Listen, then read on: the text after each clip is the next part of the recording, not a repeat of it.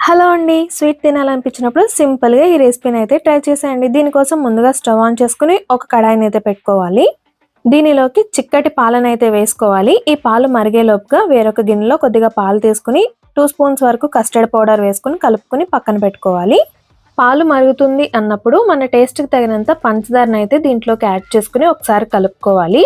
ఈ లోపుగా మనం తీసుకున్న పన్నీర్‌ని ఇలా గ్రేటర్‌తో తురుముకోవాలి. మనం మరిగించుకుంటున్న పాలనేవి మీగడ పట్టకుండా చూసుకుంటూ కలుపుకుంటూ ఉండాలి.